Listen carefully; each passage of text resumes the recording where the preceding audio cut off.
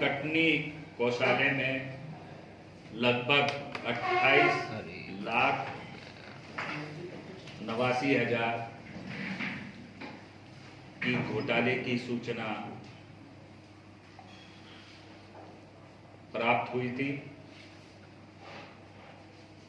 जब उस केस को इन्वेस्टिगेशन किया गया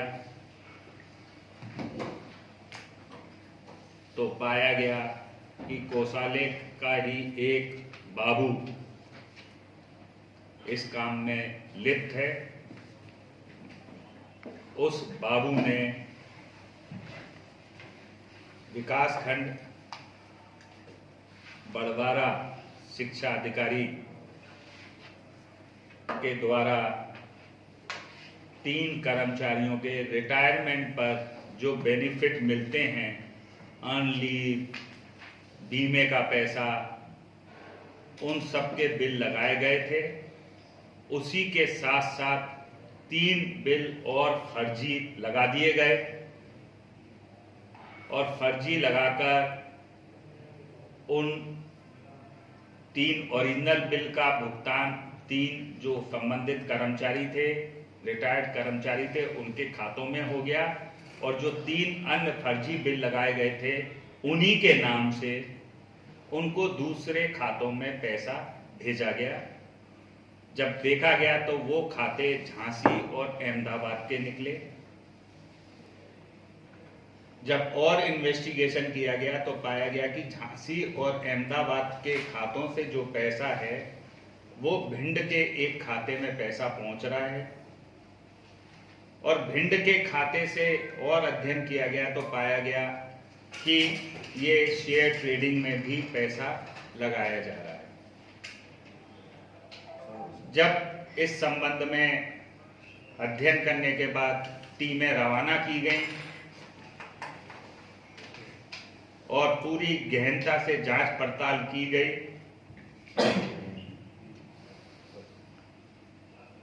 और पुलिस को झांसी भिंड टीम भेजने पर, अहमदाबाद संपर्क करने पर जानकारी प्राप्त हुई कि टेजरी यानी कि कोषालय के अंतर्गत एक बाबू है धीरज सिंह, वो इसका मास्टरमाइंड है। उसके द्वारा ये किया गया था। जब उससे पूछताछ की गई तो उसके द्वारा बताया गया कि वो बहुत जल्दी अमीर बनना चाहता था और शेयर ट्रेडिंग में पैसा लगाकर वो कमाना चाहता था। पूर्व में 2 घटनाएं और हुई थी। उसने देखा कि उन घटनाओं से में इजी गोइंग पैसा ट्रांसफर हो गया है गलत खातों में, तो उसको लगा कि ये तो बहुत आसान है और उसने इस घटना को अंजाम दिया। शासन का सरकारी पैसे का उसके द्वारा गमन किया गया और गमन करके दुरुपयोग किया गया। उसका साथी जो था, जो भिंड का था, उसका भी जब खाते के बारे में सब पता किया गया तो वो पता चला कि रवि कुमार का खाता है। तो रवि कुमार को प्रथम दृष्टया धीरज को इनको अभिरक्षा में पुलिस के द्वारा ले लिया गया है। शासन की राशि लगभग 27.5 लाख रुपए की रिकवरी की जाकर कोषालय में जमा की जा चुकी है। शेष राशि लगभग जो 1.5 लाख की बची है उसके लिए भी नियमानुसार कार्रवाई की जा रही है। कौन के खाते में राशि ट्रांसफर हो रही थी? इसका धीरज का जो करीबी था वो रवि कुमार था। ये भी दोनों के दोनों, ये भी मैं आपको बता दूं, दोनों के दोनों भिंड के रहने वाले हैं। धीरज जो है अभी दिसंबर 2019 में ही एलडीसी के पद पर भर्ती होकर यहाँ कोषालय में कार्यरत है। कोई उसको बहुत ज्यादा समय नहीं हुआ है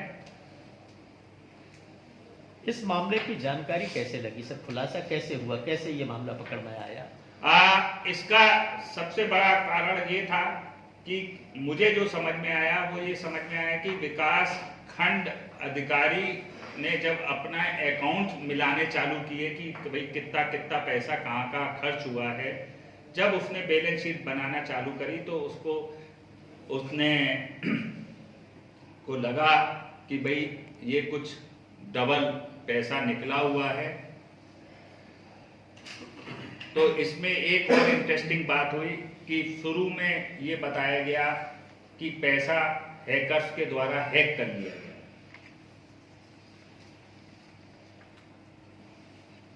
जो कि बात हम लोगों को समझ में नहीं आई कि कोषालय की वेबसाइट कैसे हैक हो सकती है, कैसे हो सकता है।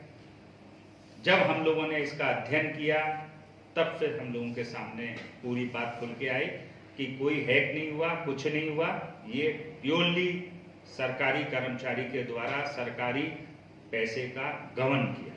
अभी तक जिनके खाते में राशि ट्रांसफर की गई है उनको भी क्या आरोपी बनाया जाए?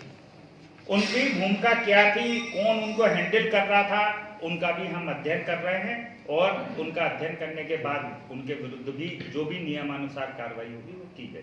झांसी और अहमदाबाद में जो पैसा गया उनका इनसे क्या संबंध है, कैसे? अब उसका तो अब तो इन्वेस्टिगेशन शुरू हुआ है, अभी तो इन्वेस्टिगेशन शुरू हुआ है। अभी हम लोगों ने इन्वेस्टिगेशन शुरू किया है। हमारा सबसे पहले ध्येय था कि जो सरकारी पैसा है उसकी रिकवरी करा। मतलब इसमें आरोपी अभी बढ़ भी सकते हैं? बिल्कुल बढ़ेगा। राशि भी बढ़ सकती है? नहीं, राशि तो अभी जो हमारे पास है वो 28,89,000 ट्रेजरी के द्वारा बताया गया।